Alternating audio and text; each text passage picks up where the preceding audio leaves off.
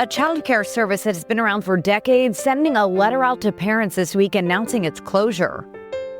As the evening anchor at KARK-TV, Laura Monteverdi delivers the latest news headlines impacting people in Little Rock. But she's made headlines herself by sharing a deeply personal story, one that's not typical for news anchors. It was about the heartbreaking loss of her boyfriend.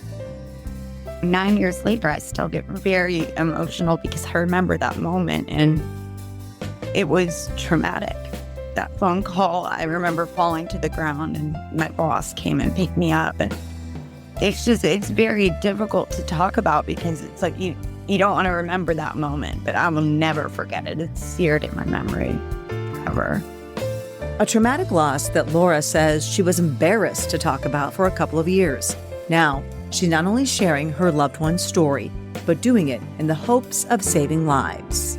Everybody wonders why a young guy, 27 years old, passes away. And of course, I would sometimes just lie and say he got in a car accident and make it easier because there's no stigma behind a car accident. I'm Angela Kennecke, your host of Grieving Out Loud. Thanks so much for listening and learning more about this important topic.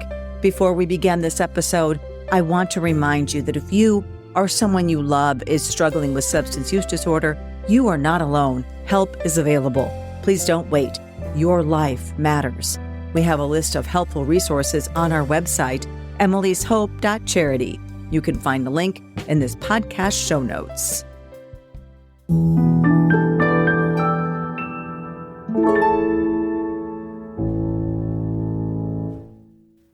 Well, Laura, it is a pleasure to see you. Thank you so much for agreeing to come on Grieving Out Loud. You and I have a history, but this is the first time I think we've actually talked and met. We worked in the same TV market in Sioux Falls, South Dakota at competing stations. I think you worked mornings and I worked probably nights at the time. Yeah. And we never crossed paths. I just saw you on TV. Mm-hmm. I know, kind of crazy. Yeah. But you have this connection. We have this connection, both of us, losing someone that we loved to this drug epidemic. And I really appreciate you using your platform to speak out about what happened to you, to your person. And I want to talk about that today. Yeah, well, I want to thank you for having me. I remember hearing about your loss and my heart just went out to you, especially knowing the job we do and having to put on a face. And a lot of our life is on cameras. While living in Sioux Falls, Laura made a living being on camera, but her off-screen life was just as exciting. It was there she met a coworker, Brock Eidsness, and fell in love.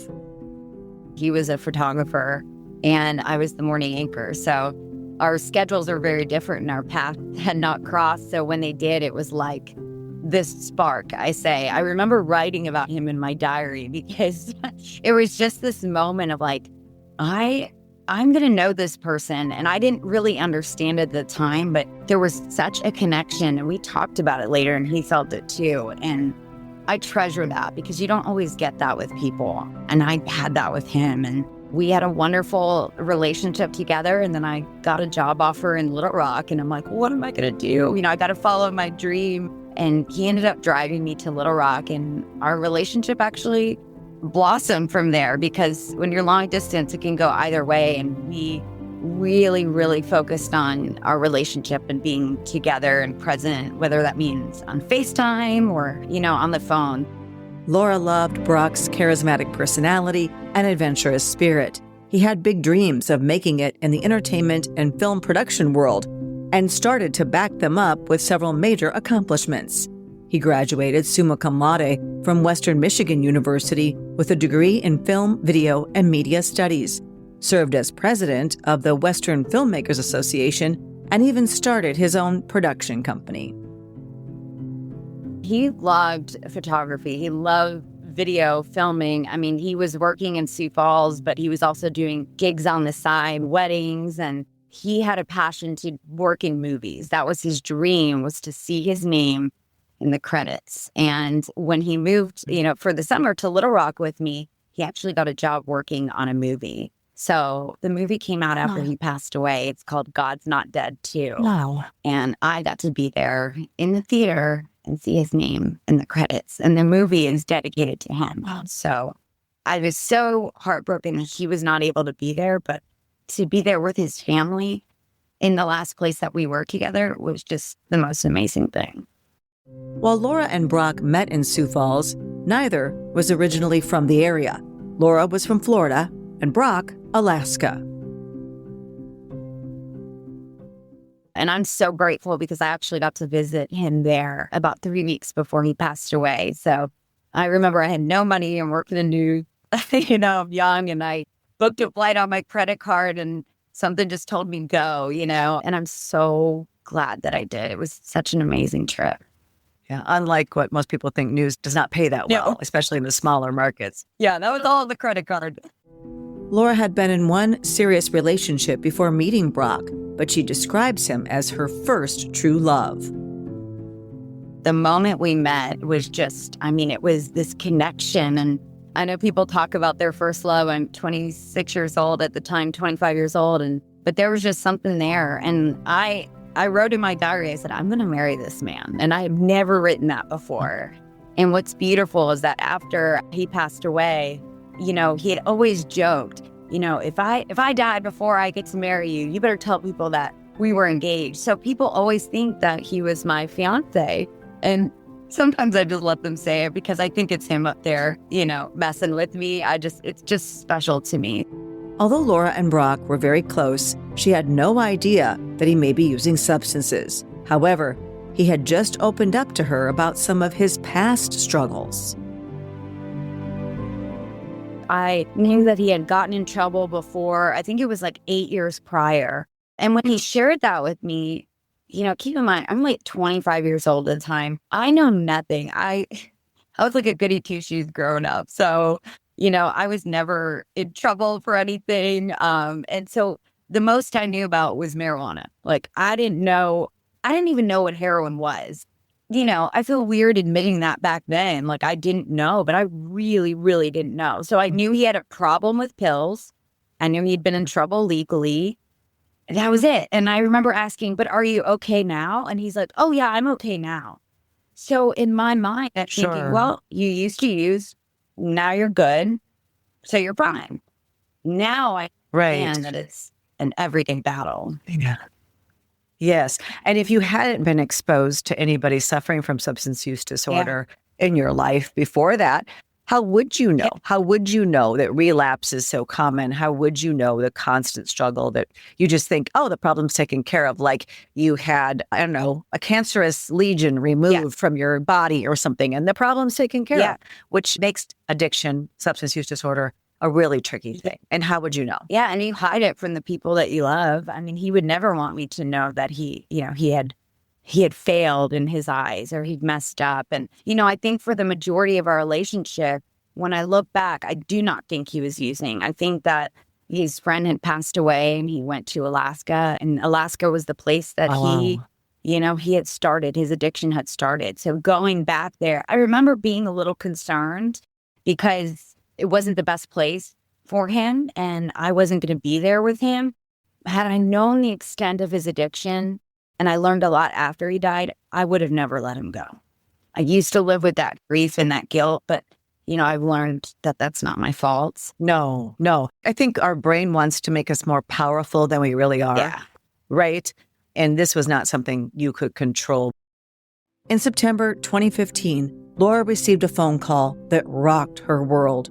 She found out that her boyfriend, who she planned to marry someday and even start a family with, had died at just 27 years old from a heroin overdose. I got the call from his mom about 10 minutes before I went on air, and I was working as a reporter at the time. So, those 10 minutes, you've got to be on the desk. And she had called and she left a voicemail, and the voicemail just didn't sound right. It didn't sound like her. And I called her back instantly, and she shared with me that he had overdosed. And at the time, I didn't know really what that meant. I was like, okay, well, what hospital is he in? Where is he? Because at the time he was in Alaska visiting his friend. And I said, I'll get on the plane. Even though I just left Alaska 3 weeks ago, I was like, I'll be there. There was nothing in my mind that was going to stop me. until she told me, no, he's not alive anymore. And, 9 years later, I still get very emotional because I remember that moment and it was traumatic. That phone call, I remember falling to the ground and my boss came and picked me up. And it's very difficult to talk about because it's like you don't want to remember that moment, but I will never forget it. It's seared in my memory forever. You didn't have to go on air after that, did you? No, Okay. I don't know how you would have. the grief brain, I remember going home and the first thing I wanted to do was shower. Like, why is that the first thing I want to do? I just wanted to get in the shower and I wanted to come out and everything be okay. And I remember coming out, and keep in mind, I moved there like 6 months prior. So I had made some friends, but I didn't have any family or anything here. So I got out of the shower and my friends had set up their sleeping bags in my living room, my coworkers, and they were going to stay the night with me till I could go home. And that moment is just so special to me. So I remember going to bed in my bedroom and knowing they were there in the living room just gave me so much comfort, That truly is amazing. Yeah, because you'd moved to a strange city. Yes. You're a young person alone, no family, just made some new friends. I'm taking it. Your work people supported you. Yeah. That's amazing. Yeah. And, they had met Brock, which was so wonderful because, he had lived here that summer. So they had gotten to know him. And in a way, I was just so grateful for them because they knew the Brock that I knew and loved, the fun, outgoing, huge smile across his face. None of us knew what was going on behind the scenes.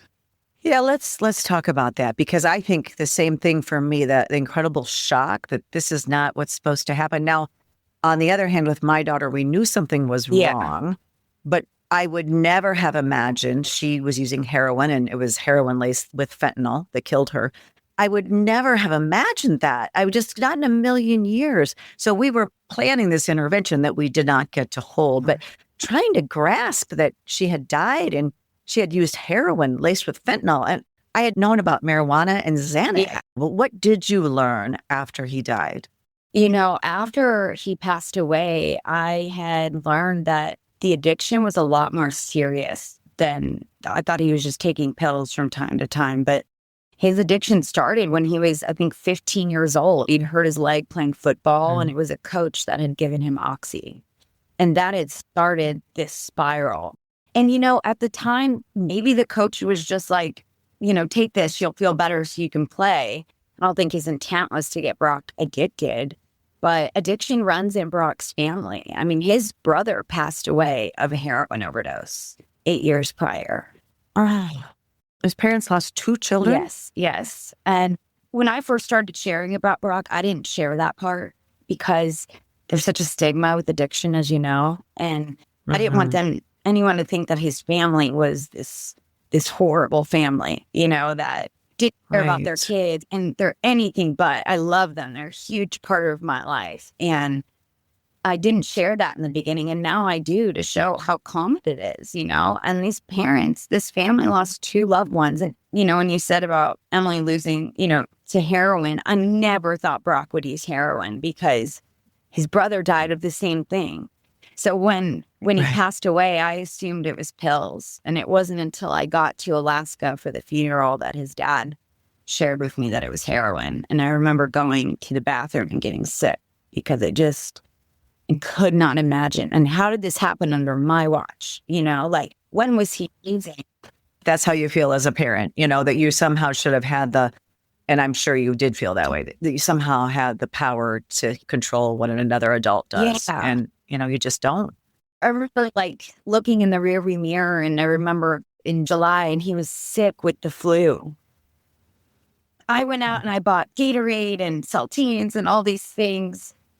Who gets the flu in July? You know what I mean? I look back now and there's so many signs that I did miss. And again, I used to beat myself up over them so much, but I've gotten better, Yeah, well, that's good, because a couple of things come to mind. First of all, I've talked to so many people whose kids were given oxy or something, hydrocodone, something related, as a teenager for an injury. And it does set up the developing brain for addiction. Plus, if he had the genetics.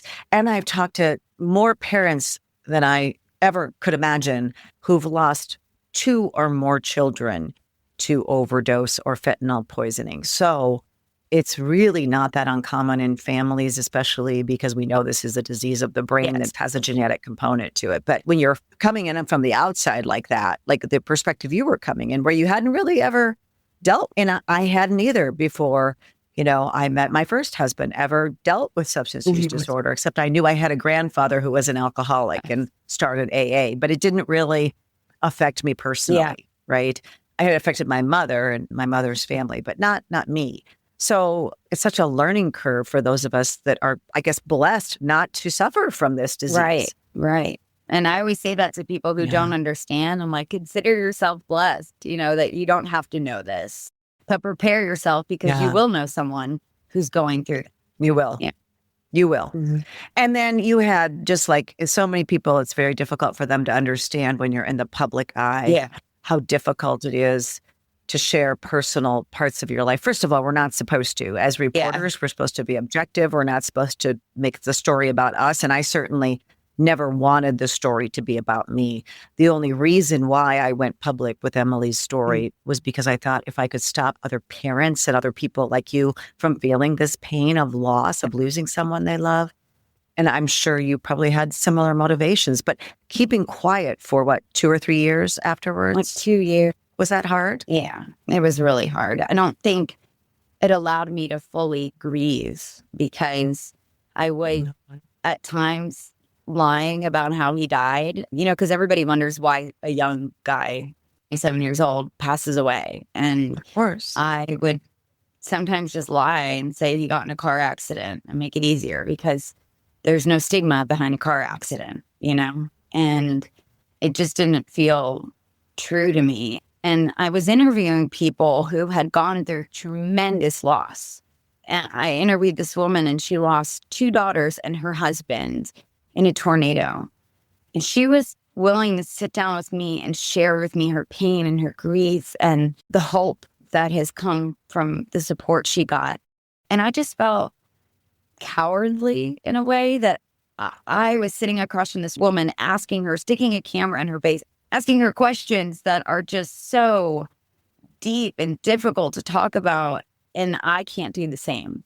And I remember it being that interview that really stayed with me and said, something in me said, you got to do this. Like I call it a God whisper, like God tapping on my shoulder.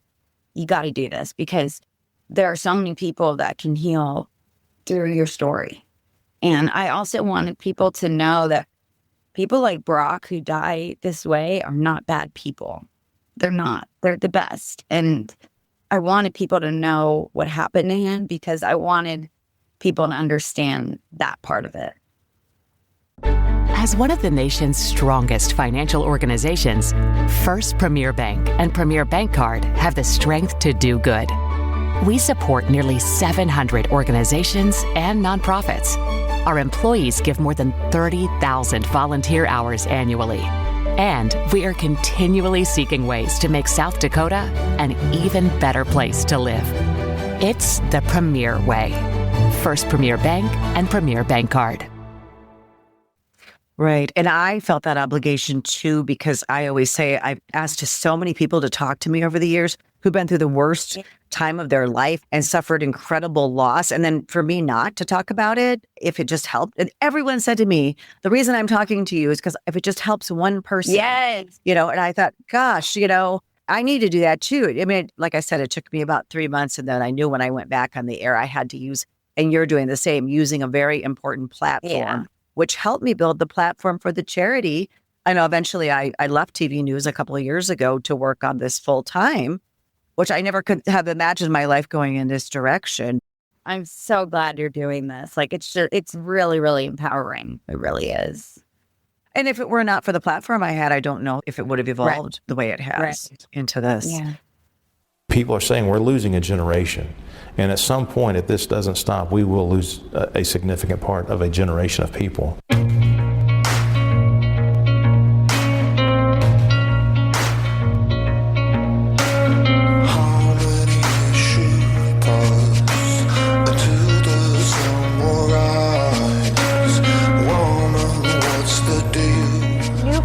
Of addiction it's often not what you picture. It's growing, changing, and devastating families. We can and must do something to end the crisis of addiction. Tonight, we take you on a journey to show you the fight, the impact, and the recovery. We are working to save a generation. This is the beginning of a powerful news segment on THV 11 in Little Rock, Arkansas, a project Laura poured her heart and soul into. The special not only offers viewer an in-depth look at the drug crisis in Arkansas, it was also the first time Laura shared her very personal story publicly. I spent 6 months working on this special, and I said, I don't want this to be about me, right? I want to learn along the way, because if I'm going to educate my viewers, I need to educate myself first. And so I spent 6 months working on this project called Saving a Generation. And I spoke to parents who lost loved ones, who lost their children. I spoke to a young woman who at the time, she didn't want her face shown. And she's very open about it now, which I'm glad, but I wanted to respect that. And I called it the face of addiction because I wanted people to understand what addiction looked like. And there were some parts of the project I couldn't actually be a part of, like photographer went on calls to overdoses. I wasn't ready, you know? And I remember the night it aired, we all gathered in the newsroom and we watched it. And it was 6 months of really hard work and tears that went into this. And I will never forget the moment that stopped airing. My phone blew up. My emails blew up. The newsroom phone was going off.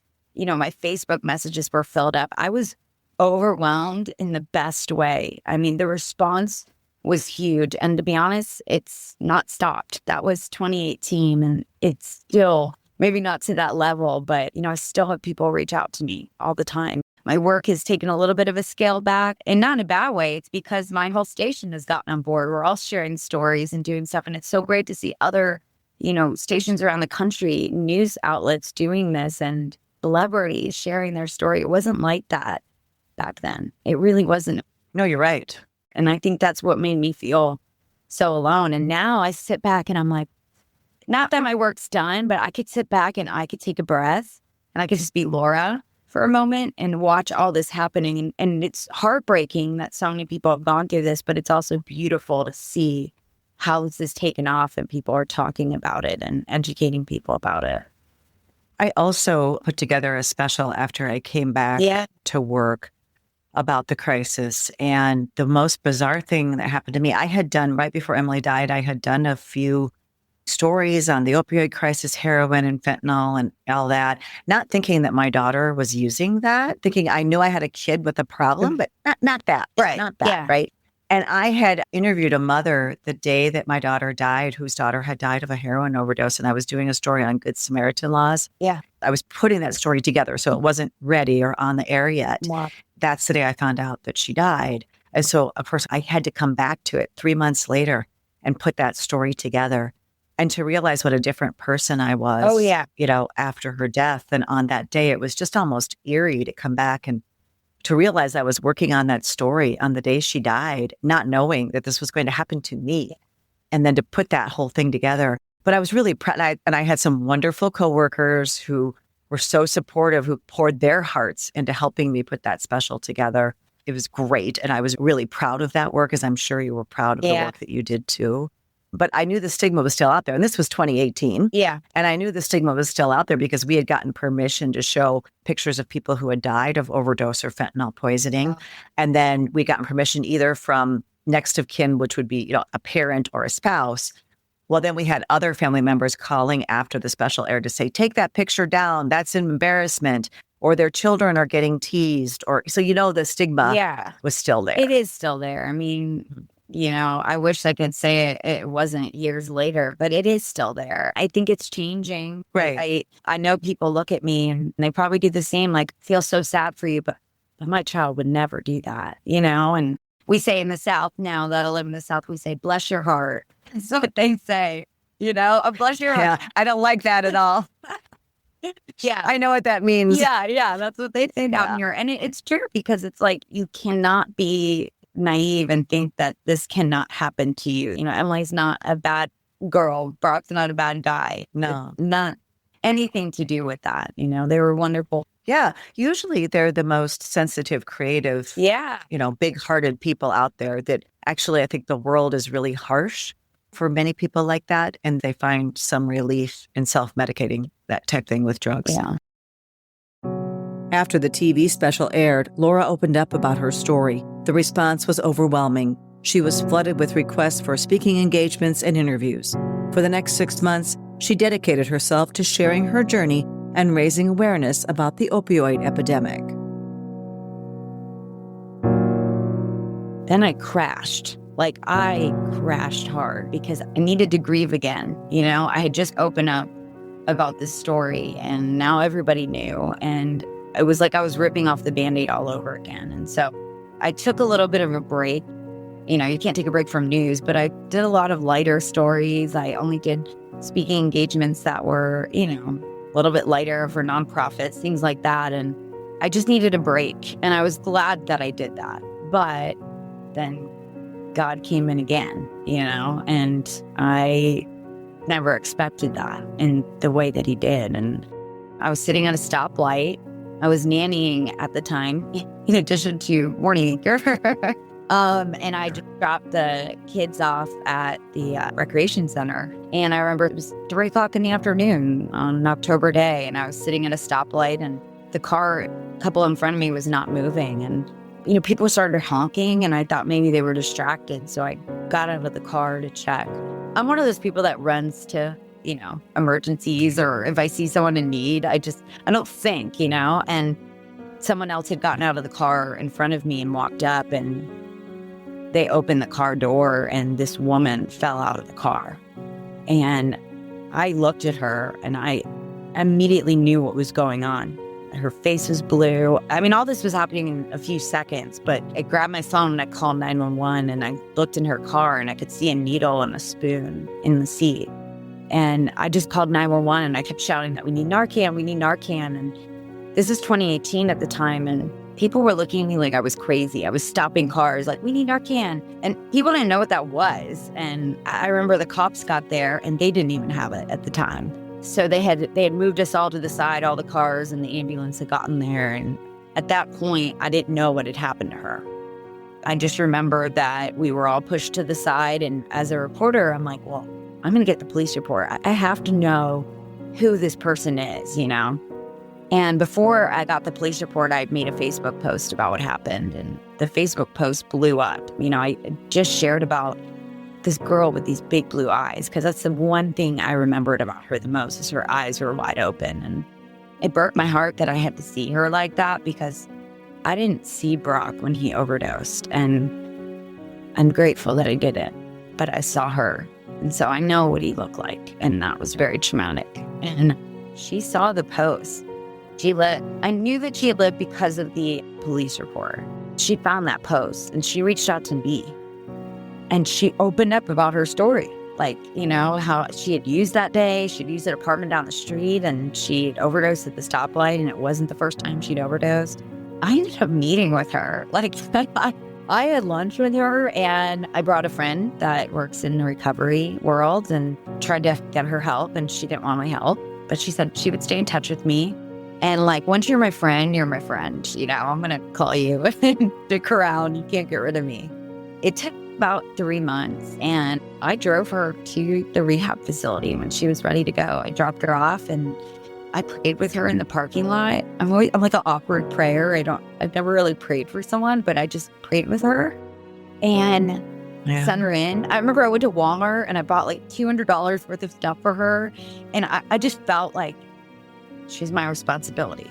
I could not save Brock, so I'm going to save this girl. And I wish this story had a happy ending. I really do, because and her name is Amanda. And I told her I would share your story with people. Laura is now sharing Amanda's story, but not in the way she had hoped. After Amanda entered rehab, she stayed away from drugs for a few months, but then, like so many others who suffer from substance use disorder, she relapsed, and it ended up being deadly. She put me through a lot. I felt so much love for this woman, and I wanted so much for her. And That addiction was just too strong for her. She's a young mom, and I hate that her daughter's going to grow up without her mom, Yeah. I questioned why she was brought into my life if she was just going to be taken away. And I don't know. I mean, I hope that I made an impact on her life. And she means a lot to me. She always will. And I will always say her name and share her story. Have you lost a loved one to overdose or fentanyl poisoning? I'd like to invite you to share their story on our new Emily's Hope Memorial website called More Than Just a Number. They were our children, siblings, cousins, husbands, wives, aunts, uncles, and friends. So much more than just a number. You can submit a memorial today on morethanjustanumber.org. Well, she knew that she mattered. She knew that someone cared, because so often people suffering from substance use disorder, they stigmatize themselves. They feel the stigma from others, but you gave her that. So that was a gift. Yeah. And I don't know if she got medically assisted treatment or not. I know it's the common practice now. I don't know if that's what she got, but if she didn't get that, her chances of survival for opioid use disorder are very slim, even with going into treatment. So you can't save someone, right? I mean, I think that's maybe what this was trying to teach you, is that you couldn't have saved Brock. You couldn't save her. None of us can save someone, right? It's just not possible. They have to do it for themselves and get the right treatment. Yeah. And I think that taught me that is no matter what I would have done with Brock, I could not have fixed that. I can't fix his addiction, But I was grateful that I got a chance to be there for her when truly no one else was. You said, everybody goes away and she had no one left. Yeah. When you gave her a few good months, And I used that story because I think I read the Facebook post somewhere along the line in these last few years. And I used that story about when I hand out free Narcan, free naloxone kits to people. They say, I don't need this. And I say, well, you never know when you could come across someone who's overdosing. It could be in traffic, I know has happened. And so I use that, could be in traffic, because you just don't know. Oh, I carry it. I hand it out now. And, I hate that I did not have it that day. You would think that I'd carry it after Brock, but I didn't, It really wasn't as widely available then. And now it really is. I mean, it's in libraries, it's on college campuses, it's in my purse, in my drawer at work. I hand them out like candy, Yeah. You never know. And I always share that story because that happened on a sunny October afternoon at 3:00. Was I thinking I was going to run across someone overdosing? Absolutely not. But you will never find me without it now. Laura will always carry the grief of losing her serious boyfriend. However, she was able to find true love again, and I'm happy to report that she is now married. I dated people before, and some people can't handle that, and that's okay, It's got to be weird. Like, people with grief, we have weird sense of humor, but I'm like, yeah, I still love my dead boyfriend, but, I can love you too, And so I think it's beautiful, and I get emotional. I'm just a very emotional person, but I get emotional about my husband, Madison, because he has embraced that part of me. And Brock's mom has since passed away. She passed away last year, but he met his mom, and his mom loved Madison, my husband. What a beautiful thing. And when we got married in April, Brock's sister and his uncle and nephew were there. It was just such a beautiful thing that my past and my present can come together, and my future too. This is my husband, and people think it's so weird, right? Like every year I hike this mountain here in honor of Brock, and I go watch the sunrise on the day he passed away. My husband comes with me, and he lets me sit up there and have my moment, and I cry, I listen to sad songs, and then I turn and I go to my husband, and he gives me a hug, and that's just so beautiful, and I'm so grateful that I get to have that. I love that for you. You're about to have me in tears here. I love that for you. I never thought that when I'm 25 years old and I lose the man that I'm going to marry, I never would think 9 years later that this is where I would be, Right. And Brock would want, I do believe that our loved ones want the best for us, right? And so to have someone in your life who's so good and confident enough in himself and who he is in your relationship to embrace all of it, right? Not feeling threatened by, a dead person. Yeah. Your love that you had. I mean, but people do. My husband lost his first wife. She died. And so, yeah, he's still close with her family and it's fine. I feel bad that he had to experience all that, but I'm grateful. Second chances in love. And I think that is probably one difference as a parent losing someone as opposed to someone losing a spouse or a significant other, is that you do maybe have another chance at that kind of relationship again.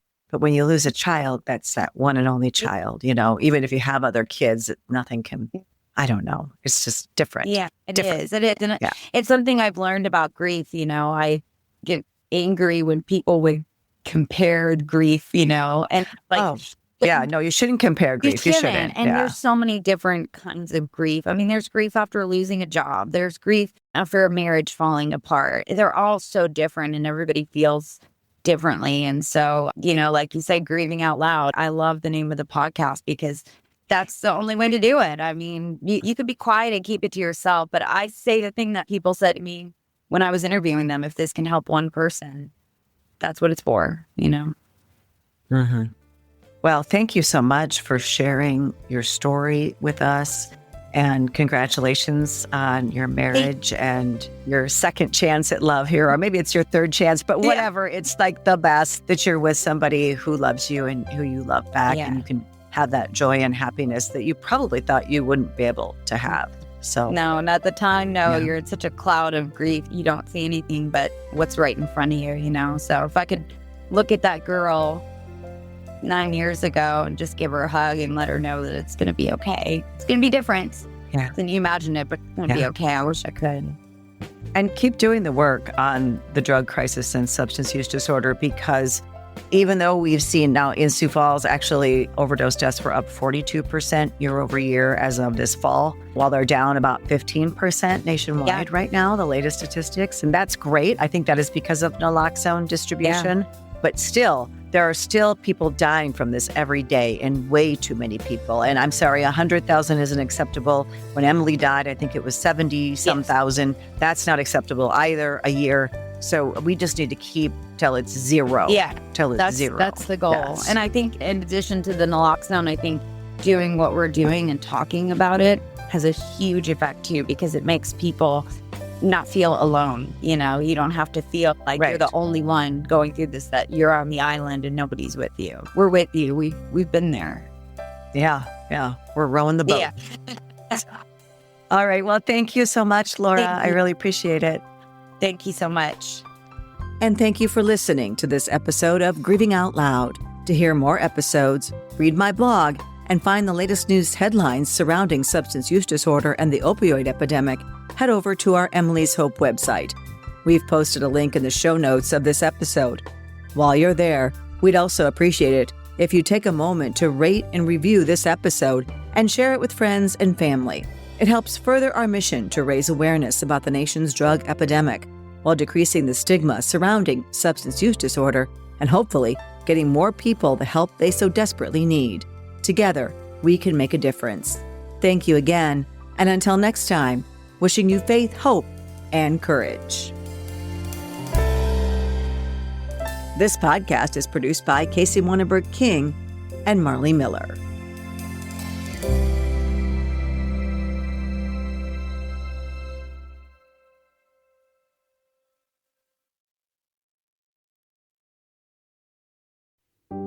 Are you ready to protect the next generation from the dangers of substance use?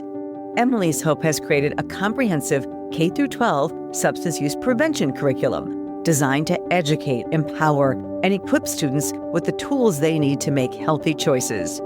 Our age-appropriate lessons start in kindergarten and build through high school, using science, real stories, and interactive learning to help kids understand their bodies, brains, and risk of drug use. We're already reaching thousands of students across multiple states, and we're just getting started. Visit emilyshopeedu.org to learn more and share our curriculum with your school administrators and counselors. At Emily's Hope, we believe prevention begins with education. Let's work together to keep our kids safe.